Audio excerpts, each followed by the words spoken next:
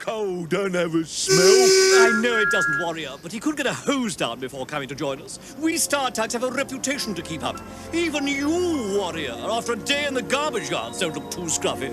Oh, you worry about us keeping that piece of glass in your eye clean. Not only my monocle, all of me. Of course, you always get out of nasty jobs, don't you? All right, cut the back chat.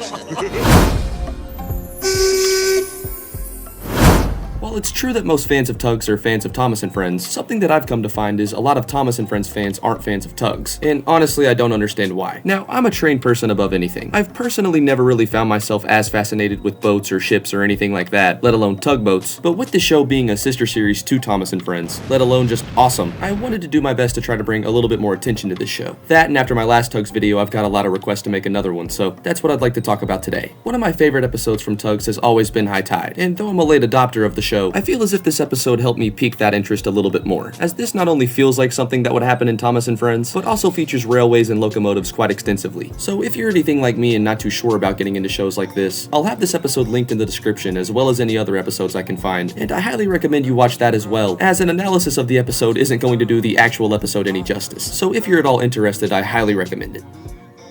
The episode High Tide starts out with an introduction from Captain Star, basically the Sir Topham Hatt of the Star Tugs, and we're told about the importance of coal and its role in the dockyard itself. One of the Star Tugs, Big Mac, returns from working at the coal depot and is immediately made fun of by the other tugs, most notably Top Hat, who calls Big Mac a floating lump of coal, something he doesn't take very kindly. But the commotion is interrupted by Captain Star, who praises Big Mac for already being at work, and sends Top Hat to his railway ferry duties, and then taking the trash barge to the city dump, a task that Top Hat sees himself above. But after Captain Star gets onto Top Hat again, he then gets off to work, not before receiving his fair share of teasing, as well as sends the other tugs off on their jobs, not before reminding them that they're currently in a competition against the Z-Stacks for the steel company's contract, as currently they're trying to move across the harbor, and the Star Tugs want to prove that they're capable of handling such. Warrior and Big Mac are tasked with taking their own steel barges, but we'll have to be careful as they're experiencing a very high tide, one that's already flooded the docks that Sunshine and Tencents are working at. And while all of this is going on, Big Mickey, which is the largest crane in the docks, loads a large bridge piece onto a barge, one that's not being pulled by any Star Tug, but in fact the Z-Stacks, that being Zack and Zebedee, as they're the two that are in charge of this operation. So already you can probably get the inkling that something's gonna go wrong. And when Warrior and Big Mac show up to the steel operation, immediately are met with rude remarks from the two, claiming that they shouldn't even try for the contract. And as the two were leaving, they comment that Zack's engine sounds a bit off, not only giving them a bit more confidence, but Big Mickey hears this as well and wishes the two good luck, saying he hopes the two beats them to the contract, something that Big Mac and Warrior are taking to heart. And once the two are loaded up and ready, head off, only to find Zack and Zebedee then stranded, again because of Zack's engine. And once the two notice this, they try to come up with a plan, one to beat Big Mac and Warrior there, and the solution the two come up with is taking the canal, as both sets of tugs are too wide to fit through. Little do they know, however, that Top Hat is coming from the opposite side, not only with the railway barge, but the garbage barge as well, making his load significantly wider, and all three come to meet under a railway bridge. And it's here things start to get a bit tense, as Top Hat claims that he should have the proper clearance, but the Z-Stacks argue the same thing, claiming that because their load is taller, that they should be allowed first. After both sides refuse to not be first, both parties charge at the bridge at full power, in a race to be the first ones under. But as the Z-Stacks are charging at the railway bridge, Top Hat and his barges foresee the incoming collision between their load and the bridge, and immediately go into reverse. The Z-Stacks, however, would take this as him backing off, and continue towards it at full speed.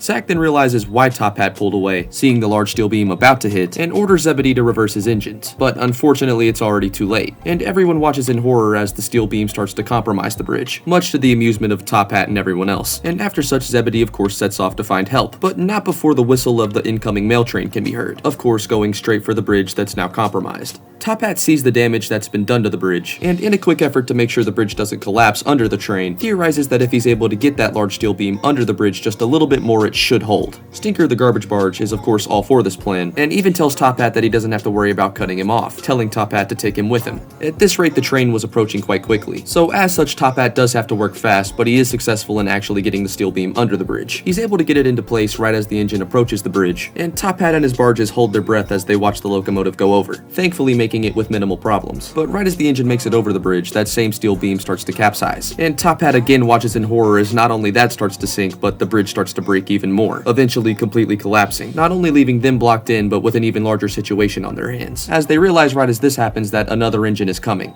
At this point, Top Hat is stuck, claiming that there's no way to save the locomotive, but with some quick thinking by his garbage barge, Stinker, is told to push him under the bridge, as with some luck he'll be able to catch the locomotive, and with no other ideas or options present, Top Hat proceeds to do so. They're successful in getting Stinker under the bridge right as the locomotive happens to make it on it, and right as the engine starts to roll down the bridge, fate would see it that Stinker would actually catch him. The same could not be said for his load, however, which proceeds to fly everywhere, but at least the locomotive is saved, and so is the day, as not only Top Hat but even Eddie the rail barge profusely praise Stinker, calling him a smelly old genius. Top Hat even goes as far as to say he'll never complain about Stinker's smell again, something that Stinker is quite happy about. The next day, repair and rescue operations will be mounted, not only to recover the large steel beam, but the railway cars as well, but thankfully the locomotive itself as well as Stinker would receive very minimal damage. Now, as for the Z-Stacks and their luck with the contract, however, that's a lot of damage! as not only was the steel company mad for losing their rig, but Mr. Star would have no trouble from this point convincing the steel company that the Star Tugs were the better option. And with that, we've reached the end of this episode. Not only did we get to see a situation that feels straight out of Thomas and Friends, but also a good insight into how the Star Tugs and Z-Stacks compete, as well as view each other and operate around each other. Not to draw too many Thomas and Friends parallels, but to me it almost feels like the Steamies and Diesels trope, where it's one side trying to prove that they're superior to the other. And that's only one example of such. Tugs is full of these, and I suppose that's why it's such a shocker that most Thomas and Friends fans aren't familiar with or even know about Tugs. In some cases, even hate it, and personally that's a sentiment that I can't share. The model work and dedication that went into making this show is something that's very clear, not to mention the attention to detail and the situations that the Tugs are put in. Just like Thomas and Friends, I would argue that it's all perfectly strung together, at least for the most part. And again, I highly recommend anybody who is a fan of Thomas and Friends to at least give Tugs a shot, as at least in my eyes, the entire show feels like a callback to the classic series of Thomas and Friends. And though it's a shame we'll likely never see anything new of the Tugs, the little bit of the show that we do have is something that I greatly appreciate. And again, though boats aren't necessarily my thing, especially when compared to trains, I still feel as if any classic Thomas and Friends fan will appreciate this show as well. So if you haven't already, be sure to give Tugs at least a chance. I promise, it's definitely not a letdown. And hopefully this video wasn't for you guys either. Don't worry, I'm not going to be making a switch to boat content or anything like that. I just think this show deserves a bit more appreciation. And with any luck, I can hopefully bring a little bit more to it. If there's any other Tugs episode you guys would like to see me analyze or break down, be sure to let me know in the comments, as I'm not sure if I want to make a series or anything out of this. You know, I'm kind of train boy. But if you guys would like to see more of this, I can definitely keep it coming. And if you guys did enjoy, be sure to like and subscribe, as there's always more content on the way. And with all that being said, thank you guys again for watching, and I'll see you guys in the next one.